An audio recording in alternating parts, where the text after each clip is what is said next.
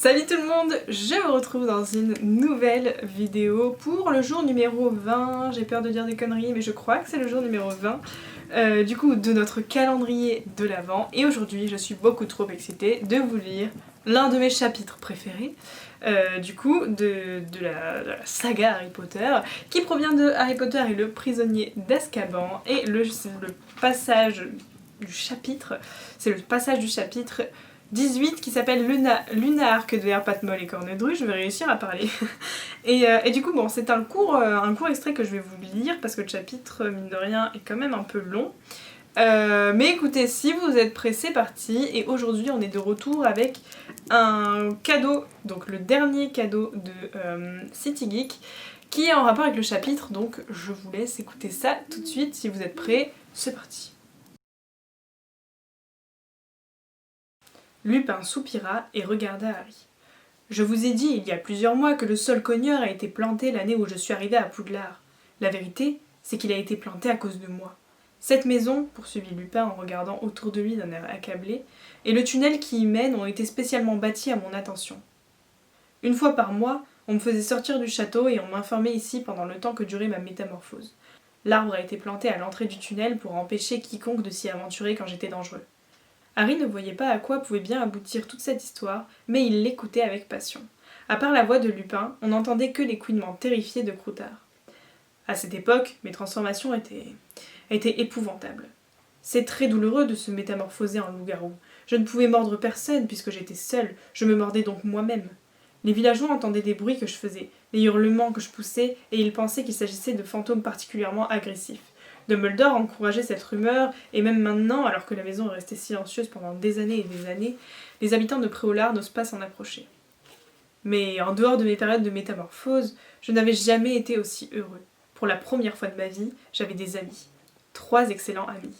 Sirius Black, Peter Pettigrew, et bien sûr votre père, Harry, James Potter. Bien entendu, mes amis s'apercevaient que je disparaissais une fois par mois. J'inventais toutes sortes d'histoires pour expliquer mon absence. Je leur racontais que ma mère était malade et que j'allais la voir à la maison. J'étais terrorisée à l'idée qu'ils me laissent tomber si jamais ils apprenaient ce que j'étais vraiment. Bien entendu, tout comme vous, Hermione, ils ont fini par découvrir la vérité. Mais ils ne m'ont pas du tout laissé tomber. Au contraire, ils ont fait quelque chose qui rendait mes métamorphoses très supportables et qui en faisait même des meilleurs moments de ma vie. Ils sont devenus des animagus. Mon père aussi ? Dit Harry stupéfait. En effet, répondit Lupin. Il aura fallu 3 ans pour y parvenir. Votre père et Sirius, ici présents, étaient les élèves les plus brillants de toute l'école, et c'est heureux car la transformation en animagus peut avoir des conséquences terribles. C'est pour cela que le ministère surveille de près ceux qui essayent de le devenir. Peter eut besoin de toute l'aide de James et Sirius pour y arriver. Et finalement, au cours de notre 5e année d'études, ils ont enfin réussi. Désormais, chacun d'entre eux pouvait à volonté se transformer en animal. Mais en quoi cela vous aidait-il ? Demanda Hermione, déconcertée. Il leur était impossible de me tenir compagnie sous la forme d'êtres humains, mais sous la forme d'animaux, ils ne risquaient plus rien, répondit Lupin. Un loup-garou ne représente un danger que pour les humains. Chaque mois, il sortait du château en se servant de la cape d'invisibilité de James, et il se transformait. Peter était le plus petit. Il arrivait à se glisser sous les branches du solcogneur sans prendre le coup et appuyer sur le nœud de la racine qui immobilise l'arbre. Tous les 3 descendaient alors dans le tunnel et me rejoignaient. Sous leur influence, je devenais moins dangereux. Mon corps était celui d'un loup, mais mon esprit restait de plus en plus humain lorsque j'étais avec eux. « Dépêche-toi, Rémus !» grogna Black, qui continuait de contempler Croutard avec une sorte d'avidité qui déformait ses traits. « J'y viens, Sirius, j'y viens !» À présent que nous pouvions nous transformer tous les 4, nous avions toutes les possibilités de nous amuser. La nuit, nous quittions la cabane hurlante pour rôder dans le village et dans le parc de Poudlard. Les animaux, dont James et Sirius prenaient l'aspect, étaient suffisamment grands pour neutraliser un loup-garou en cas de besoin. Je ne crois pas que d'autres élèves de l'école aient jamais eu l'occasion d'explorer plus en détail le parc Poudlard ou le village de Préolard. Et c'est ainsi que nous avions pu établir la carte du maraudeur en la signant de nos surnoms. Sirius, c'est Patmol, à cause de la douceur de ses pattes de chien. Peter, c'est Queue de Verre, à cause de la queue de rat qui ressemble à un lombric. Et James, c'était Cornedru. En quel animal se... commença Harry, mais c'est Hermione qui l'interrompit. C'est quand même dangereux, fit-elle remarquer. Se promener la nuit en compagnie d'un loup-garou. Que se serait-il passé si vous aviez réussi à leur fausser compagnie et que vous auriez mordu quelqu'un ? Une pensée qui me hante toujours, dit Lupin d'un ton grave. Souvent, cela a failli se produire. Après, nous en plaisantions. Nous étions jeunes, insouciants. Nous avons une confiance éperdue en notre habileté et notre intelligence. Parfois, je me suis sentie coupable d'avoir trahi la confiance de Dumbledore. Il m'avait accepté à Poudlard alors qu'aucun autre directeur d'école ne l'aurait fait, et il ne se doutait pas que je violais toutes les règles qu'il avait établies pour ma propre sécurité et pour celle des autres. Il n'avait jamais su que j'avais amené 3 de mes camarades à devenir animagi, ce qui était totalement interdit. Mais j'oubliais mon sentiment de culpabilité chaque fois que nous étions réunis pour préparer nos escapades du mois suivant. Et je n'ai pas changé. Les traits de Lupin s'étaient durcis. Il y avait comme un dégoût de lui-même dans sa voix. Tout au long de cette année, je me suis livré à un véritable combat en me demandant si je devais révéler à Dumbledore que Sirius était un animagus. Et finalement, je ne lui ai rien dit. Pourquoi ? Parce que je suis trop lâche pour cela. Il aurait fallu que je lui avoue que j'avais trahi sa confiance quand j'étais élève, que j'avais entraîné des autres avec moi. Et la confiance de Dumbledore est ce à quoi je tiens le plus. Il m'a accepté comme élève et m'a donné du travail alors que j'ai toujours été rejetée partout et que je n'ai jamais réussi à gagner ma vie à cause de ce que je suis. J'ai fini par me convaincre moi-même que Sirius s'introduisait dans l'école en utilisant des procédés de magie noire appris auprès de Voldemort et que le fait d'être un animagus n'avait aucun rapport avec ces intrusions. Aussi, dans un sens, Rogue avait raison de se méfier de moi.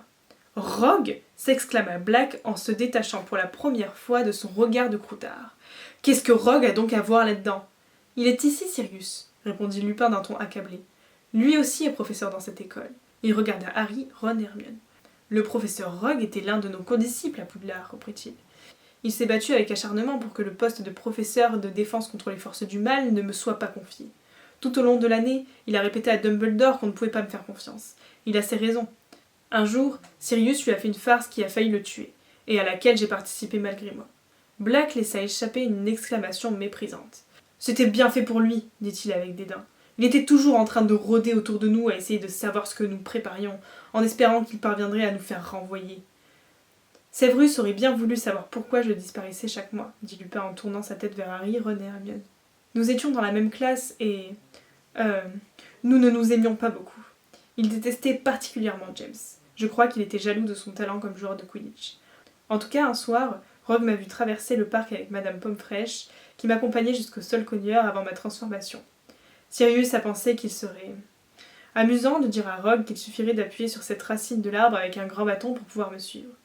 Bien entendu, Rogue a essayé, et s'il était parvenu jusqu'à cette maison, il se serait trouvé nez à nez avec un loup-garou déchaîné. Mais votre père, qui avait eu vent de la farce de Sirius, a rejoint Rogue tout juste à temps et a réussi à le ramener au péril de sa propre vie. Rogue avait déjà atteint le bout du tunnel et avait eu le temps de m'apercevoir. Dumbledore, lui, a forcément interdit de révéler le secret à quiconque, mais, à partir de ce moment, il a su ce que j'étais vraiment. « C'est pour ça que Rogue ne vous aime pas, dit lentement Harry. Parce qu'il a cru que vous étiez complice de la farce. Exactement, lança une voix glaciale derrière Lupin. Severus Rogue se débarrassa de sa cape d'invisibilité sous laquelle il était caché et pointa sa baguette magique sur Lupin. Et voilà pour cet extrait. J'espère qu'il vous a autant plu à vous qu'à moi. Ça fait tellement de temps que je parle de ce chapitre dans mes vidéos, j'en ai fait 2 vidéos sur les maraudeurs, c'est mon histoire favorite et je suis trop contente de pouvoir vous la lire aujourd'hui, surtout pour le cadeau que je vous fais remporter, donc je vais vous le faire découvrir tout de suite, je vous laisse mettre pause si jamais vous voulez essayer de deviner, c'est parti. City Geek vous fait un beau cadeau pour leur dernière journée de contribution à cette semaine, puisqu'il vous offre une baguette en boîte Ollivander. À votre avis, à qui est cette baguette ? C'est écrit nulle part, parce que vous savez, les boîtes Ollivander, nous avons des petits dessins. Alors je vais vous l'ouvrir et on va le découvrir ensemble. J'ai beaucoup de mal à laisser partir cette baguette, parce que je la trouve magnifique. Alors, vous allez pouvoir tenter de remporter la baguette de Sirius Black. Alors, je vous la montre d'un petit peu plus près. Les détails sont incroyables. Voilà, les petites runes. Et voilà, il y a des vrais reliefs. Enfin, elle est vraiment magnifique, quoi. Donc, pour tenter de la remporter, écoutez, tout se passe sur Instagram, comme d'habitude. Je suis sûre que vous n'avez pas remarqué, mais je vous ai fait le salut tout le monde avec cette baguette. Donc, vous aurez peut-être pu deviner si vous avez fait attention. Mais voilà, je l'aime beaucoup trop et j'ai pas hâte de vous l'envoyer. Non, je déconne, ça me fait trop plaisir de vous envoyer tous ces cadeaux, mais cette baguette est magnifique, donc voilà pour ça. Écoutez, si cette vidéo vous a plu, n'hésitez pas à me le dire en commentaire, racontez-moi votre journée comme d'habitude, laissez un like et puis abonnez-vous si ce n'est pas encore fait. Je vous attends ce soir en commentaire et donc sur le concours Instagram si jamais vous voulez tenter de remporter cette merveille. En attendant, je vous fais plein de gros bisous et puis je vous dis à demain pour la prochaine case du calendrier de l'Avent. Bye.